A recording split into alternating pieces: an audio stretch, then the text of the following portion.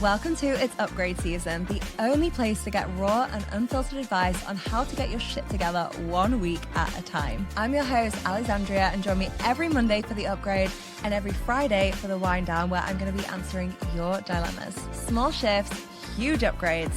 Let's fucking do this. Hello and welcome back to It's Upgrade Season. I feel like it's been a while, you guys. We had a really amazing episode with Sam Daly, who I adore, last week, which was also my first at-home recording. So let me know what you thought about that. I'm curious what you guys think. I love having guests in real life, and as I'm sure you can imagine, as I said on that episode with Sam, it's sometimes hard to align diaries. Let me know what you guys thought, but I have been on a podcast break. It was an unplanned break, I'll be honest. And I just wanted to be really honest about it because I needed a mental health break. It wasn't just the podcast that I took a break from. I feel like I really stripped down my socializing to just like a core few people that I feel really good around. And I really needed it. And I think it's something to actually celebrate because I know previously I wouldn't have given myself that mental health break. I would have plowed on. I would have been serving everyone else, but then bringing the dregs back to my relationship and my family. And I don't want to do that anymore, particularly now I'm in this season of motherhood. I'm really proud of myself for just knowing that I needed to hit pause for a minute.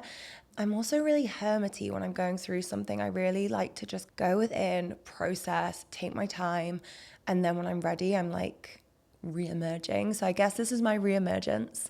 But I am actually going to record an episode on what happened and really just share really honestly and vulnerably. So that'll be coming out in the next couple of weeks. I don't know how to market that one, guys. Keep an eye out if you have mental breakdowns too. Yeah, I don't know what else to say about that one, I'll be honest, guys. But it is going to be a good episode. I'm also going to talk about trolling, witch hunts, things like this. Yeah, keep an eye out for that one. But for now, I have such a beautiful little episode for you. And what I love about this episode is it's one that you can take and you can be maybe listening or writing notes in your phone. You could take this episode and journal with it, but you could also bring it to girls' night or a dinner party, maybe New Year's Eve, depending on how fun you are. Like I know my party days for New Year's Eve are behind me, so I will be at a dining table. And I think these are really nice questions to go around and ask. And I've had a couple of dinners recently with close friends, and I've really enjoyed reflecting on these questions. I think it's such a beautiful way to go deeper with the people that you love, but also to show up as a support to those people as well, because I think when they answer these questions, you'll see where they're feeling confident, where they're maybe needing your support a little bit more. So it's a beautiful little episode I've got planned, and I really enjoyed doing this episode because as I did my own reflections, and I'm going to share those really honestly with you this episode. I'm not going to be holding anything back, so I'm excited for that too. I also wanted to preamble this episode by saying if 2024 was not the year you had planned, then same girl. 2024 was not the year I planned, but it was the year that I needed. And I'm actually coming to the end of 2024 really grateful, even though, like I say, it was not what I would have necessarily ordered from the cosmic universe, shall we say. But I feel like I'm ending this year really knowing myself on a deeper level before. I think it can sound so wanky when you say that. I just know myself so well, but guys, it's so important. I feel like the more you understand yourself, and I think more than that, the more you accept yourself, the way that you are, the more that you can build a life in alignment around that, the better it's going to feel. But a lot of that growth's been really uncomfortable. I'm going to share, as I said, really honestly in this episode about it as I go through. But yeah, I feel like I know my values, I know my priorities, and it feels like the best springboard for 2025. I'm feeling really good about next year. But the way that I'm going to support you to prepare for 2025 is really, first of all, reflecting on 2024. And I'm going to share with you what questions to reflect on and how to think about that. The reason I think this is really important is it can be so black and white when you just look at your goals list for 2024 or your vision board. And particularly if it hasn't been the year you expected, you're like, didn't achieve this, that wasn't half as good as I expected, that didn't happen at all, or whatever it may be. I think it's a really black and white way of looking at things, because you might have gained something greater than anything that you could have planned for that year. And I really feel that way for myself. I think a lot of my goals were external, and what I have gained is internal. And I take that with me now for the rest of my life, and it informs all areas of my life. It informs me in business, friendships, relationships, everything.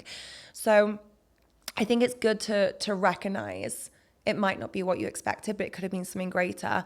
I think it's also really important because you can see how you can realign to the season of life that you're in. I can look back now on 2024 and see so clearly that I was not setting goals or priorities in alignment with the season I was in or where I was at as a person. And honestly, I want to just go back and give that version of me a hug. But I also have learned from that. And I feel like I can only see that through the reflection. I couldn't see it at the time. I couldn't see it when I was in it. But now I feel like I am on the other side of that. It's so clear, and I can learn from that, and I can implement moving that forwards. And I think that's the other thing. It stops you making the same mistakes. If you reflect on your year and you really start to chart and map, not from a place of being fucking in it, but actually zoomed out and reflecting from a more grounded place, you're going to see where you fucked up, babes. And you're going to be like, let's not do that again. So first question to reflect on for 2024 is, what were your biggest wins this year? And something I found really helpful when I was doing this was actually to go through my photo album, because I realized how much you just forget happens in the year. And it was so nice going through and looking at my photos. And I've actually made a little New Year's resolution. I'm also a Capricorn, so I've actually put it in my calendar. So I don't know what you'd call that, but I'm going to a commitment. Let's make it a commitment. I've made a New Year's commitment to actually, at the end of each month, I've got some time in my diary, and I'm just going to go through and find 10 photos that I love from that month and really represent that month to me. So at the end of 2025, it's going to be much easier to do this. But also because, and he doesn't listen, so it's fine. Me and Jake said we wouldn't do Christmas presents this year. We've had a very abundant year, I would say. And I feel like we have been putting our abundance in other places, so to speak. Jake's really built our property portfolio. We've been on some amazing trips and made some amazing memories as a family. I was like, do you know what? I feel like we don't need to go all out with gifts this year. And instead though, I cheated. I love buying people gifts. Gifts are actually my love language as well. So I do, and I'm gonna admit that because I used to be ashamed of it. I have gotten a few small bits, but I have actually gone through and printed all our wedding photos, and also printed a load of photos from our entire relationship. And I've got 2 photo albums. One was actually a beautiful photo album my mum had made for us when we got married. And yeah, 5 or 6 years later? I can never remember. We still haven't printed our wedding photos. So I've done that job for us. And I've also just bought, I think they're called Printworks. I love them because they look like gorgeous coffee table books, but they're actually photo albums. So I bought one of those, and I'm going to go through and just put beautiful photos from our relationship so we can look through and reflect and be in gratitude. And we can also maybe show Leo things as he gets older. Mum and dad were cool. Mum and dad were raving in Ibiza. So yeah, I feel like looking at photos is really helpful. And I feel like if I save those photos as well, I can know which ones to print at the end of the year. So totally Capricorn. But in terms of things I was celebrating, definitely launching this podcast. Like when we launched, I launched with this amazing live event here in Austin. We like stormed into the charts beyond anything I ever expected. It was just such a buzz and such a rush, and it felt so good to have done something that just truly felt like really aligned to me and where I was at. And to just have so much fun with it as well. So definitely launching this podcast, and also hosting 2 epic retreats. So we hosted the Mallorca retreat, which was so unbelievably fun. That group of girls, like, just amazing. So fun. Food was incredible. I still dream about the 3 p.m. cake o'clock, which the girls on the retreat know exactly what I'm talking about. And then we also hosted the Tulum retreat as well, which was so magical, much more intimate, but really deep. Really proud of those. And I was also a bridesmaid this year. I was a bridesmaid for my friend Natalie. I met her in halls at university in Nottingham. And Natalie is one of those people who I was just like instantly, you know this, you meet people sometimes and you're just like instantly best friends. And I just had that with Natalie, and she's one of those people who I still always get that feeling like whenever we're hanging out, it's just so instantly back to where it was, even though we obviously barely see each other compared to what we used to, living in different countries. And I feel like Jake reflects that back to me as well. He's like, Jake absolutely loves her, but he's also like, you are just so happy when you're around her and you just seem so filled up after you've seen her. So I absolutely love her. And it was honestly just such an honor that she asked me to be a bridesmaid. I think asking someone to be a bridesmaid is just the biggest honor. And I want to be honest, like I had real sisterhood wounds around bridesmaids. I actually wasn't a bridesmaid for a lot of the girls who were my bridesmaids. And I just got a story in my head about that. I made up a lot of stories in my head about that. And I think it really made me think I wasn't a good friend, and yeah, just really questioned myself a lot. And I think as the years have gone on, I've just learned to love and accept myself a lot more for the type of friend I am, because I actually am like a fucking incredible friend. What I'm not is the friend that's going to WhatsApp you just like throughout the day. I'm not going to be like telling you what lunch I had. But I am the friend who, if you call me, I will always answer. And if you had a disaster, I will literally fly to the other side of the world for you. And I will really prioritize quality time with you. I really love a one-on-one drop-in, making amazing memories. I will really show up in those situations. Yeah, I definitely have had some wounding around that, and being asked was just like such an honor to me, and it was so much fun. And God, who doesn't love a wedding? What is more beautiful than two people who are so in love coming together? Just amazing. And just like getting ready as the girls, it's just a whole fucking vibe. That was a huge honor. That was a huge win for me this year. And another thing, which I can't believe, I honestly want to say I can't believe I'm still fucking harping on about, but this was actually the year that I finished breastfeeding. So I completed over 12 months of breastfeeding, and I'm really fucking proud of myself for that. I had no idea Leo had lip and tongue ties until he actually had his operation in May this year. When they went in to do the surgery, they were like, he actually has pretty severe lip and tongue ties. If it was my son, I love the surgeon who did the surgery. He's just so competent, but also he's so aware that he's working on kids and he's working with parents. And fuck, I was so emotional. It makes me want to cry now. So emotional when we went into that surgery. It feels so wrong sending your 1-year-old off into anesthesia. And I have a lot of trauma around that, which I am clearly still working through, in all honesty. But he called us when he was in the surgery. He came out and he said, hey, like, I've realized he's got pretty severe lip and tongue ties. If it was my son, I'd remove them. It can actually impact his like speech and things like this. So he had them remove them. But the reason I got onto this was because I didn't realize, and he would take an hour to feed. So it was a commitment, you guys. I went through peaks and troughs with that, but it was also one of the most magical things I have ever done. God, that's going to make me emotional now as well. It was honestly one of the most magical things I've ever done. Those cuddles, that connection time with him, like he truly is my world. And I'm just so proud of both of us doing that together as a team. So I'm really proud that this year I completed over 12 months of breastfeeding and that we went on that amazing journey together. I'm going to take a minute and stop crying. But I feel like I also just want to mention here, I think it's very obvious some of these things like big wins, like particularly when I'm talking about launching the podcast, like going in the charts, like hosting international retreats. I think they can sound like very big and shiny things. Guys, to me, they still are big, shiny things. And I just want to remind you to also celebrate some of your biggest wins aren't going to be big shiny things. They're going to be the less shiny things. So for me, the less shiny things, but the things I'm unbelievably proud of myself for this year and a huge wins is letting go of things that were no longer in alignment for me. I have clung on by the edges of my nails to some of these things, and there's been a lot of grief, there's been a lot of emotion in letting them go, and I've had the courage to do that. And I'm really proud of that courage. And that was actually a win that my therapist helped me reflect on for this year.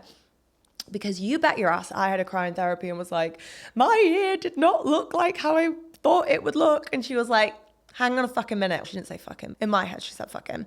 Hang on a fucking minute. And I realized that was one of the big wins for me this year. And the second thing is I've done a fuck ton of trauma work this year. I've worked on my PTSD and unearthed a lot about myself in that process. I am still working on it. It still takes me by surprise sometimes. I was listening to a podcast this morning and it was actually GK Barry talking to Olivia Bowen. I'm in this era right now where I'm just really loving some lighthearted podcasts and she's so fucking funny, you guys. But Olivia Bowen was talking about her labor. And I just had I felt tight-chested. I felt like I was going to burst into tears. I felt angry. I felt sad. I felt just everything all at once whilst I was driving. I actually had to turn it off and put some music on to just let that move through me. And like, even then when I talk about surgery, like I've got notes for this episode and to be fair, that wasn't in my notes, but the breastfeeding was. And I didn't expect that. I don't expect so much emotion to still come up. So I am definitely still working on it and I want to own that. But I've also done so much. I've tried so many different modalities, but I've also been consistent with my therapy, consistent in taking steps, learning a fuck ton more compassion towards myself, which honestly I'm still working on. I still feel a lot of guilt. Sorry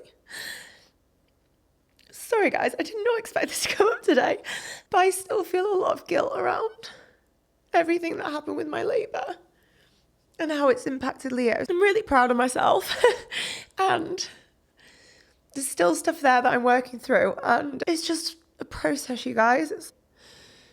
It's such a process. We're in that. We're in that process. Okay. We're going to move on to the next question. Number 2, what lessons did I learn from my challenges? I feel like it's going to help me to move on to the second question as well. But what lessons did I learn from my challenges? So I think one of the biggest things I learned that growth often comes from setbacks and struggles. And I had been in a season of my life I've spoken about before where I'd been in like a real summer and my growth had really come from fun things and expansion and growth in a very expansive way. And this year's been a year where my growth has come through struggles and setbacks quite often. And I didn't love it at the time. I was like, can we get back to summer now? Can we get back to like fun, expansive, playful energy? But as I said, because I've taken this time to reflect, I can see now that actually I needed to be pushed to my limits with certain things before I would make the change. And I've actually realized very recently that is a pattern of mine, that I will need to be pushed to my limits before I change something or let something go, and particularly in like relationships. And I have realized I'm not going to continue that pattern. Like now I can see it. As I said, learn from your fucking mistakes. I am learning from that mistake. I'm not going to be doing that anymore. So just like spotting things a little bit earlier, not waiting till I'm pushed to my limits, and also recognizing in that it can take time to find the lessons in those things. I have not been grateful for a lot of the experiences I've had over the last 3 years when I'm in them. Like there was no part of me that was grateful for HG. And in many ways, I'm still not, in all honesty. I'm grateful it taught me to slow down. I'm grateful it brought me Leo. Oh my God, like, of course, huge gratitude. And I can't take that for granted. But it's hard being stripped away in that way.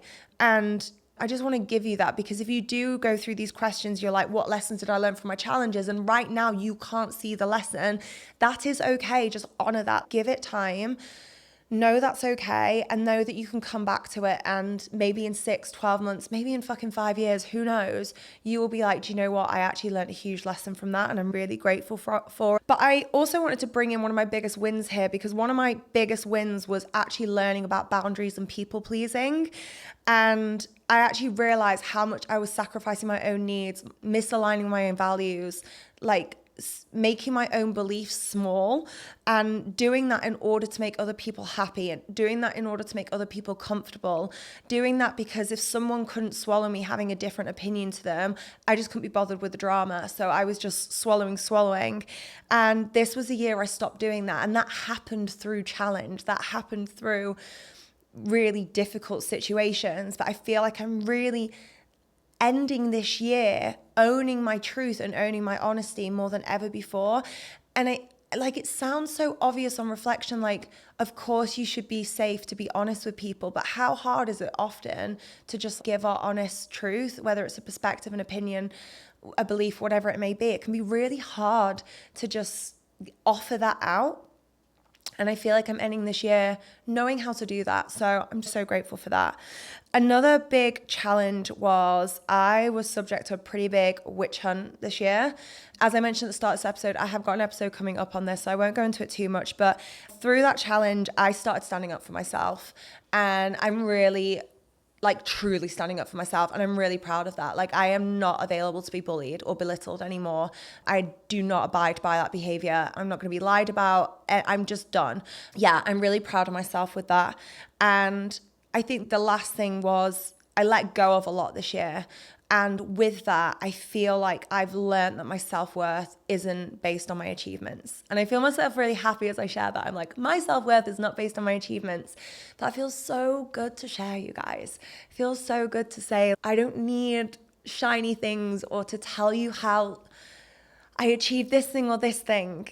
As someone who has derived self-worth off that her whole life, my GCSE grades, my A-level grades, my masters, my job offers, my promotion, my pay rise, just throughout my life, I have thought I needed these external things to be worthy and valuable and interesting, and I don't feel like that anymore.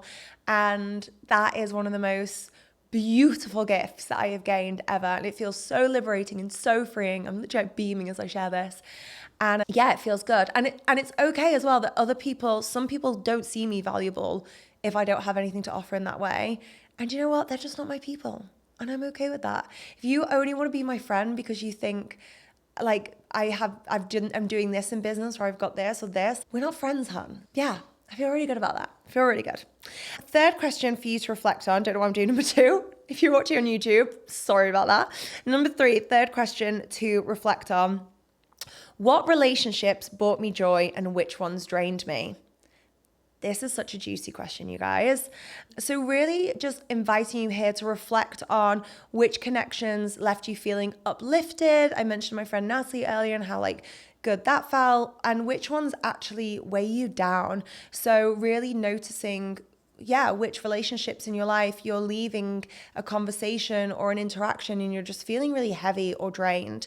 And I think this is a really helpful question because it really sheds a light on which relationships you want to nurture in 2025.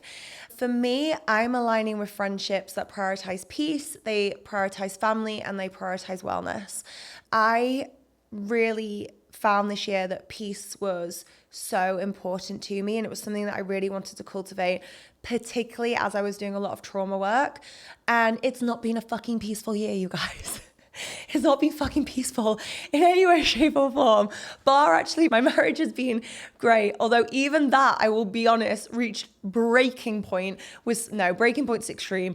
But we had some heated conversations, shall I say, when it came to the amount of fucking building work in my house. Jake is now on a projects ban for 2025. My marriage is fucking great again. And yeah, I feel like those are important to me. And if you're not prioritizing that, if you're not living in alignment with that, then there's probably not much space for it in my life. Just on that, it's something that's in for 2025 based on this reflection as well. And something that's really helped me and Jake recently that I want to share is we've started doing Monday meetings. So we have an hour in the diary together on Mondays. I recognize that we both work from home and we have flexibility on our calendars. So we're able to do it. We have it at 11 o'clock on a Monday. If you don't have that, could you do it before the kids get up? Could you do it after the kids go to bed, after work, depending on what your setup is? But it's helped us so much because I feel like we can come together, we both know we've got time, and we can make decisions about the things that are impacting us both. Just get practical things done, get things booked, get things in the diary, align diaries, and discuss anything deeper or emotional either as well. And I'm really loving that time. It's really helping us both just feel on track, supported. So I highly recommend that. The other things that's in, so relationship meetings are in. The other things that are out for me based on my 2024 reflections are high maintenance high maintenance friendships and too many friendships. I don't like being on my phone. I'm not a big texter. I'm very honest about this. I struggle to get back to the amount of messages I have. In fact, let's go on it now and see how many. If this helps anyone feel better about themselves as well, I'm happy to be this person. I've got 34 unread WhatsApp messages. My iMessages say 221, although a lot of that will be spam, but can't fucking deal. And then my Instagram inbox says 12, but I know it's lying to me because I know some are just so old and I haven't got back to. I feel like going back to messages for me could be a full-time job and I do not have time to do it. So if you are someone who expects like a speedy text from me and you need that, I'm just not your gal. If it's like high maintenance in that, I don't know, there's always an issue, I'm not your gal. I think we often, and particularly as business women or as mums, or everyone's got unique situations in their life. Maybe you've got a high pressure job, maybe you're a carer, I don't know. There's so many variations of this, but we have such full plates as women. I am not going to use the energy that I have left to be being drained by high maintenance friendships. I'm not fucking doing it. So that's out. And too many friendships are out, honestly. Like, I love and adore people, but I cannot maintain on a deep connective level the amount of people I know and care about. And so I know that I just have to nurture a smaller group of those friendships and go deep rather than wide. I feel like this is such a controversial thing to say, and it really pisses me off because it's not that I don't love those people. It's not that I don't deeply care about those people. It's just that I am one fucking human being, and I'm a mother, I'm a business owner, I'm a wife, I'm a friend, and I am an individual who needs to, like, I don't know, go on a fucking mental health walk, okay? I just don't have time to have 25 close friends all the time. It's just not practical for me. So yeah, go deep rather than wide is definitely something that I am seeing that I am going to do in 2025. Okay, next question. How did I take care of myself physically, emotionally, and mentally? I think this is such a lovely question because you can really reflect on what habits have been supporting you, and you can also see in equal measure which ones maybe are feeling a little bit sparse and you're like, do you know what? I really need to just upgrade in that area of like how I look after myself spiritually or emotionally or mentally. I didn't actually put spiritually in the question, but we can throw it in there. I also, I really want to encourage you here to be honest with yourself about what works for you, because that might go against the grain. I feel like I've been on really extreme spiritual and wellness journeys where I've gone to an extreme to find my balance. And I spoke to Sam about this on the episode about the pendulum swinging. She was actually saying she's a balanced pendulum swinger. I'm fucking not, you guys. It has taken me in the past, I feel like I have learned from it though, I've had to sway too far the other way in order to find my equilibrium. And it's something I've been working on, not being as extreme and really just like going a little more gently. So for example, 5 a.m. wake-ups might be something that works for a lot of people, but if they do not work for you, don't do them. Work out what doesn't work for you. 5 a.m. wake-ups did not work for me, although I often do have a 5 a.m. alarm clock these days. But I'm talking about my son, by the way, if anyone missed that. Yeah, just be honest what works for you and what doesn't. Something that works for one person isn't going to work for you, and that is okay. I know a lot of people, most people in my life don't drink, or most people in my immediate life, should I say, that I like see most. I fucking love a glass of wine, you guys. I'm honest about that. It doesn't work for them. I'm actually fine having a glass of wine or two at the weekend. Doesn't impact me that much. Yeah, I think you get to decide. Physically, some things that I am celebrating taking care of myself in 2024 is number one, Reformer Pilates. I am a fucking Pilates princess and I love it. I love a bougie Pilates studio. I love going with a friend. I love getting a matcha afterwards, maybe even brunch. I am just happy as a pig in shit after a bougie Pilates class, a matcha, a yap. I'm good. I am actually fucking good. More of that in 2024. I also, on a serious note, get really bad sciatic pain, and doing consistent Pilates is the thing that has kept it at bay the most for me out of any exercise type. I've tried everything with my back. I've done like physio, I've done chiro, all the rest of it. Honestly, if I go to From Pilates a couple of times a week, I am good. I'm going to stay consistent with that in 2025. I also want to introduce some like weight training. I know how good this is for us as women with our like bone strength, our hormones, just in so many ways. It's so, so good for us. Our metabolic health, like just everything. I actually Googled this before I recorded this episode because I was like, I feel like Reformer Pilates is, because you have the springs and it's like resistant. There is actually weight in there, even though it's a spring. And it said it does count. I think for me, it's probably just like lifting some weights once a week. And I'm just going to try and introduce that once a week. I am not in a season where committing to doing things 3 to 5 times a week is practical or good for me. It stresses me out. I am just going to commit to once a week. And do you know what? If I build that up, great. But I do also want to keep the Pilates in there. So I'm just going to be practical and realistic. I love that pre-motherhood me would be like, I'm going to do fucking weight training 6 times a week. Now we're choosing one, babe. The second thing is physically diet. I lost my baby weight this year.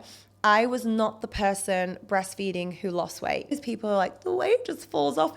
I've had fucking people turn around to me and be like, I couldn't keep weight on whilst I was breastfeeding. I fucking wish I was that person, babe. You're joking? My fat stuck to me. It was like, no, we need to feed a baby. It was like clinging on for dear life. And can I just say that is okay, but I just want to share that in case you're the same as me and it helps you feel fucking validated when all the other girls are going around saying, I lost so much weight breastfeeding. I did not, you guys. But post breastfeeding, I have lost that weight, and I feel like it's so controversial to be okay with losing weight or like happy with yourself for losing weight these days. I'm just going to own it. I feel so much better about myself having lost that weight. My clothes fit better. My old clothes fit me again because honestly, it was getting fucking expensive having to buy a new wardrobe every time we changed season, and I realized absolutely nothing fucking fitted me. And also, I do have back pain. I can get knee pain. I just feel like my body feels lighter and it's not struggling as much. I do think that is combined with the Reformer Pilates, but I don't think losing the weight has been harmful to me. I think I physically feel a lot better, a lot lighter, a lot more energized. Really happy with that, but big but here. I actually feel like my diet is the least healthy it's been. And I'm actually really embarrassed to admit that because I used to be a real health and wellness girly. Now, I'm going to caveat this. I have high standards when it comes to the quality of my food. So when I say my diet is unhealthy, I'm still drinking my low pasteurized. I am still pretty much all organic. I don't know why I said pretty much. Everything's organic. I'm not buying junk. I don't buy food with chemicals in. And I do want to caveat that a bit more in that I live in America. There is literally stuff going on right now where people are boycotting Kellogg's because they put chemicals in the cereals over here that they don't put in the UK. And I was actually laughing to my friend about this, who is English, and we live really close by. But I don't want to be so weird about it. Why am I being so weird explaining who this is? My close friend who's English, and we were joking that we eat so much more like English junk when we go back to England that we never used to eat when we were in England, but it's basically healthy compared to the ingredients that are in products over here. Long story long, the food is full of shit over here, so you have to just be a lot more careful with what you're buying. And so I don't eat anything that's full of shit. However, I am a sugar fiend. And this actually really started for me early postpartum. I do not survive well on lack of sleep. I can't drink caffeine. I will quite frankly shit myself and then have a panic attack. Caffeine does not interact well with my body. The thing that I was turning to was sugar. And I was eating a lot of, it would be like homemade cakes, or at the time it was Hue milk chocolate. I've gone off that. Does anyone like hyper fixate on a food then just go completely off it and not want it anymore? Because that was Hue milk chocolate for me. I used to want it every single day, and now I'm like, ew, I don't really want that. And I've not got rid of that. I'm still a bit of a sugar fiend. And the second thing I've realized I was doing was just like snacking a lot, but not eating proper meals. Just because the day would get carried away with me. I would get decision fatigue. I couldn't work out what to eat. And then I would just be like, do you know what, fuck it, I'll just have a meat stick or whatever. And I really want to change that. I've actually started to make these changes already, but I want to make sure I'm eating proper meals, and I'm going to cut out the sugar. It's also my birthday in January. So when I say I'm going to cut out the sugar, I am, but I'm also going to have birthday cake because we're not swinging that pendulum too far, guys. We're going to healthy balance. Emotionally and mentally, As I've touched on already, this was like a hard year emotionally. I was processing a lot of trauma, a lot of grief as well that's come up about that. I've been honest on my Instagram. I have a lot of grief around, I had a vision of what it would look like to be growing my family, and that's not going to be our reality. I have HG, so I would be severely ill if I were pregnant again, but probably worse. People disagree with this, but the research I've done, it gets worse with every pregnancy. It gets worse the older you are. And if I had a girl, it would be worse. I would be severely ill, but I also have nerve damage in my leg from labor. If you really want to know the full story, episode 1, I shared all about it.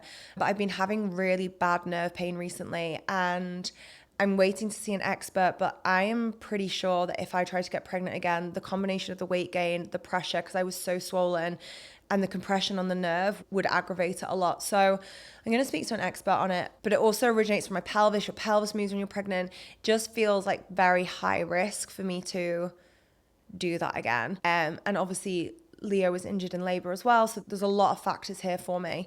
I don't want to risk being paralyzed in my leg again and it being permanent. That is just not a risk I'm willing to take in order to carry my own baby. A lot of grief around that, in all honesty. I also had a lot of boundaries and space that weren't honored. So there were times where things just felt very intense for me and I didn't feel safe because those boundaries weren't being honored, and honestly just felt like I was at breaking point. There's a third thing as well.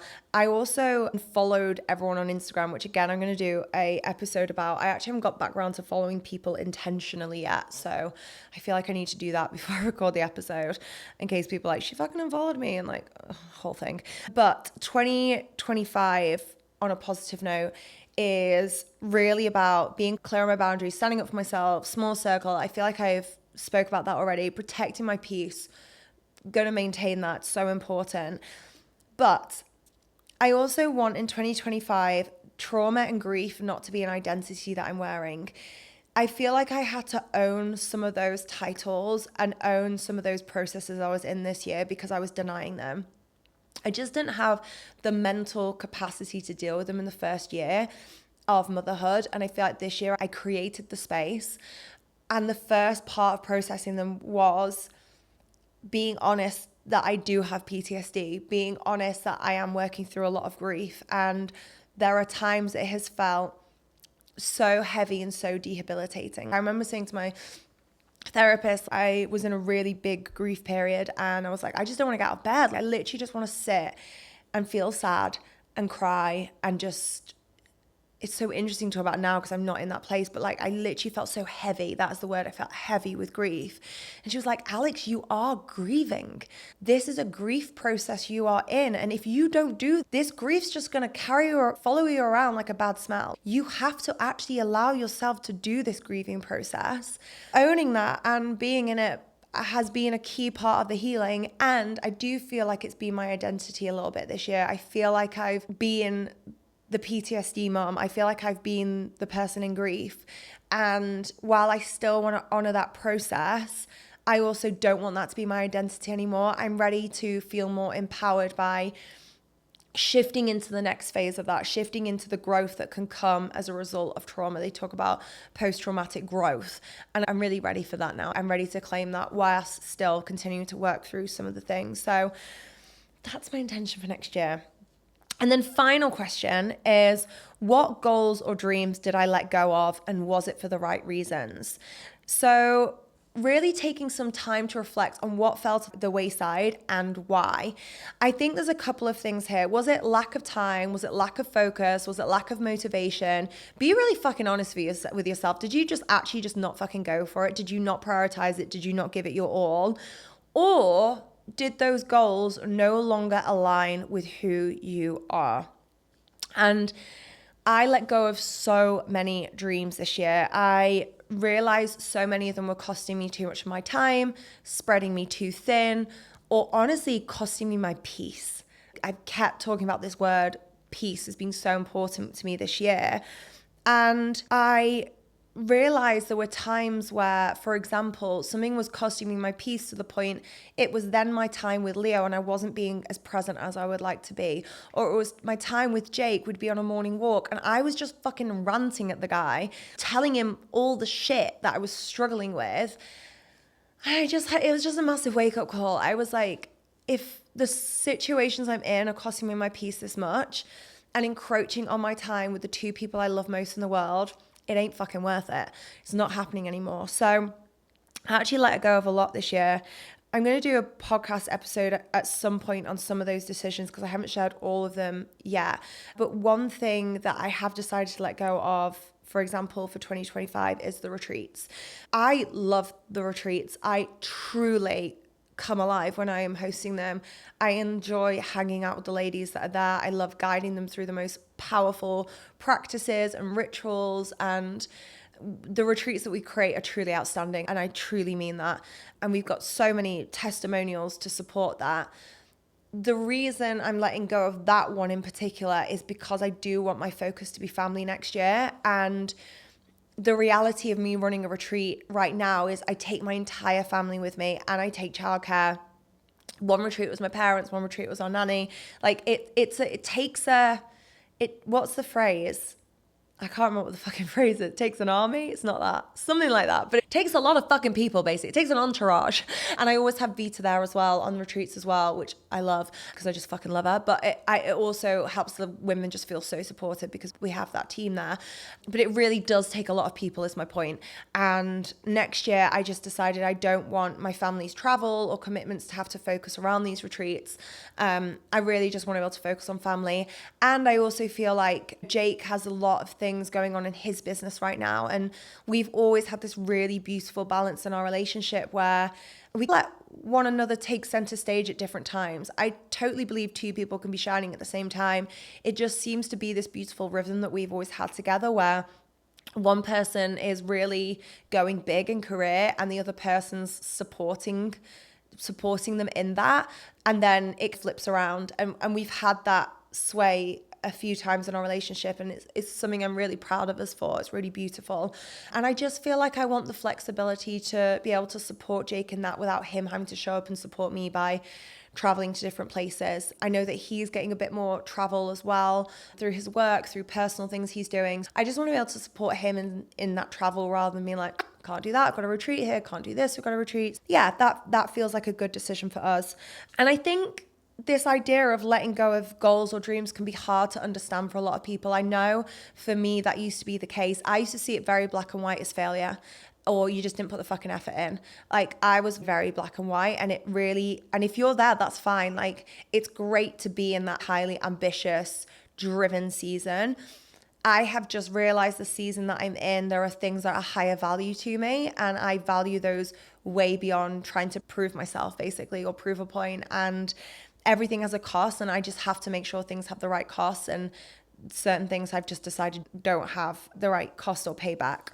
So I just wanted to share a final reflection in case 2024 wasn't the year you hoped for. Hopefully this episode's helped you so much if that was the case already. I know it really helped me going through these questions, and like I said at the start, this year wasn't even close to what I expected. But I've also had years that were just beyond the vision board, just so fucking big and insane. I was like, wow. So the first thing I would say is just allow yourself to feel how you feel. If you feel disappointed, if you feel frustrated, that is okay. Let yourself have those feelings. I had my cry to my therapist. It's all good here, Hans. But the second thing is then, after you've had your pity party, let's be honest, instead of focusing on the failures, think about where you did win. And like I said, they don't have to be big and shiny, they can be small. Did you read a really good book this year? ACOTAR was a highlight of my year, you guys. All my reels were ACOTAR themed for a while. I'm actually reading Throne of Glass series right now. I'm reading the romantic one. Guys, I think I'm on book 3. I'm not as into it. People said they preferred it to ACOTAR. Here's what I like. I like the depth. Some bit more depth than ACOTAR. However, there's not enough fucking romance for me. Where are the sex scenes, you guys? Tell me, am I going to get sex scenes? Because I love the smutty, fairy sex scenes in ACOTAR, and I am not getting enough smutty, fairy sex scenes in Throne of Glass. And I'm reading it the romantic way. Let me know. Is it going to get smuttier? Because I'm just saying. I like the other worlds. I like the magic. I like the training. I like the challenges. I like the hero's journey. But also give me a sex scene in there. Going back to what I was talking about. On that, something that's really helped me on this is instead of reframing it to what did I achieve, actually reframe it to what did I enjoy. So when I was reflecting on this year, one of my highlights was actually Ibiza. Like me and Jake went on a trip to Ibiza for a couple of days for our wedding anniversary, and we had a fucking ball. It was so much fun. I got to get dressed up and glam. We got to go out for adult dinners. We went on a boat one day. Like we fucking lived, you guys. And it was so fun. And it isn't a goal that I achieved, but I really fucking enjoyed it. Just reframing it as, instead of what did I achieve, what did you enjoy this year? What actually floated your fucking boat and made you feel good?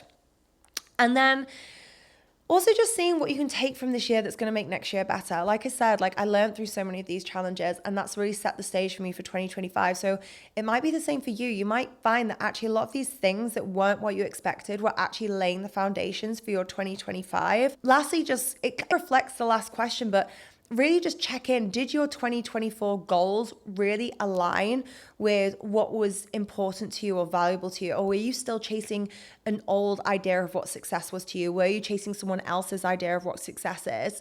Really just being really fucking honest with yourself on that, I think is really powerful. I really enjoyed this reflection with you guys. Next episode, I'm actually going to share with you how I'm planning for 2025, and it is not in the usual way. So keep an eye out for that episode as well. But have the most beautiful Christmas. I have all my family in town. I'm hosting. I am in my Martha Stewart era, and I could not be happier. If you could give me a Christmas gift this year, I would be so grateful. And that Christmas gift that I'm going to ask for is, please head to the review section now. Drop me 5 stars, leave a little note, leave a little comment if you want as well.